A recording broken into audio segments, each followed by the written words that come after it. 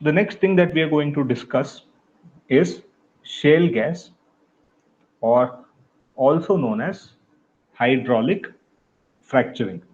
Okay. Now, this is actually an important process.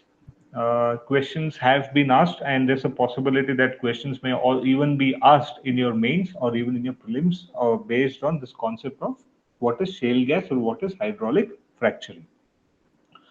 Now, this particular process, that is hydraulic fracturing, is actually a very controversial process of extracting natural gas. Please remember, generally it is used for extracting natural gas. But at the same time, also remember this process may be used for extracting oil as well. But generally, it is used to extract natural gas. It is mostly restricted to extracting natural gas from from deep inside the earth, from a porous rock, known as your shale rock. Okay, so this is nothing but a process which is used to extract natural gas from deep inside the earth, where in this method, porous rock, that is known as your shale rock, which is a type of, what type of rock is it? Anyone? Huh. So shale rock is a sedimentary rock. It is a sedimentary rock. So what we are going to do in this particular process is that we are going to fracture sedimentary rock.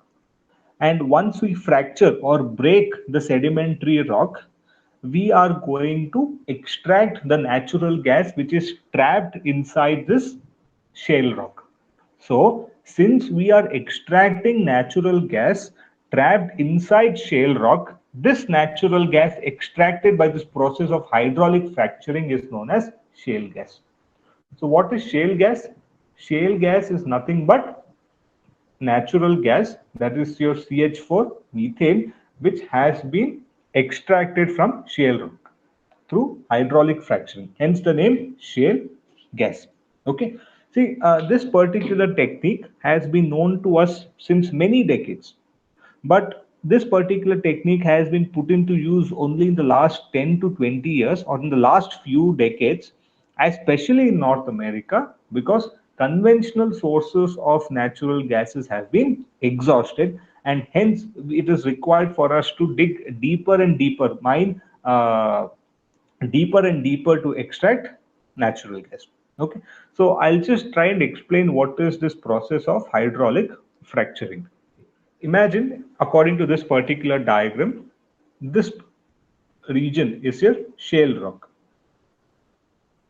Okay, so through geological survey, we have identified that this shale rock is a gas bearing rock. Okay, it holds natural gas. Once we have identified that, what we'll do is that we will start to drill a hole vertically deep into the earth.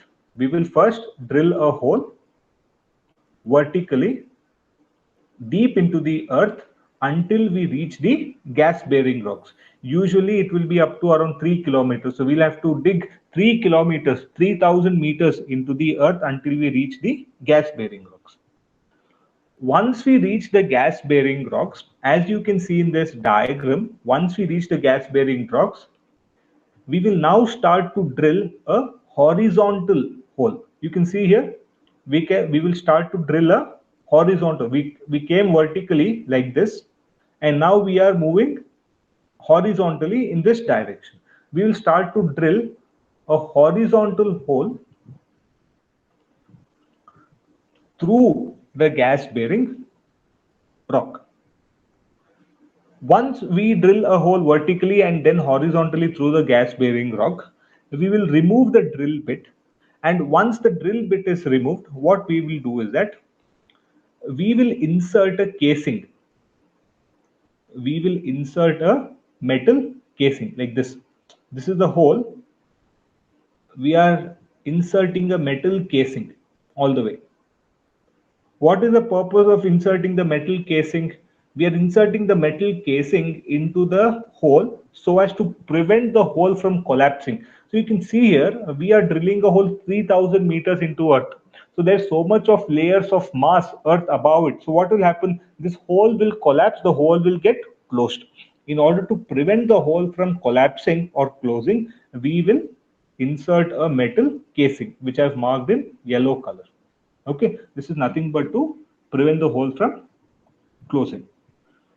So we will insert a metal casing to prevent hole from closing. Once that is done, what we are going to do next is that we will make use of a firing gun. It is known as a perforating gun. Simply put, we are going to make use of a firing gun such that when we insert this firing gun, we will insert the firing gun into this horizontal hole. So imagine this is your firing gun. Okay, it will have small spikes. It will have small spikes. When we fire this gun, the spikes will protrude through the spike will protrude through the metal casing into the surrounding gas bearing rock. I hope you've understood what I'm trying to tell you. When we fire the gun, it will make holes through the metal casing into the gas bearing rock. So now the metal casing has holes into the gas bearing rock. Once this is done, we will again remove the gun. And once we have removed the gun, the most important step is that we will pump something known as the fracking fluid. We will pump something known as the fracking fluid. This fracking fluid is is something like the working fluid in this particular process, where the fracking fluid will be pumped into this hole at tremendous pressure. And when this fracking fluid is pumped into this hole at tremendous pressures, what will happen is that the fracking fluid will now slowly start to escape through these holes. See, I've marked the holes here. It will slowly start to escape through the holes into the surrounding gas bearing rock and make fractures.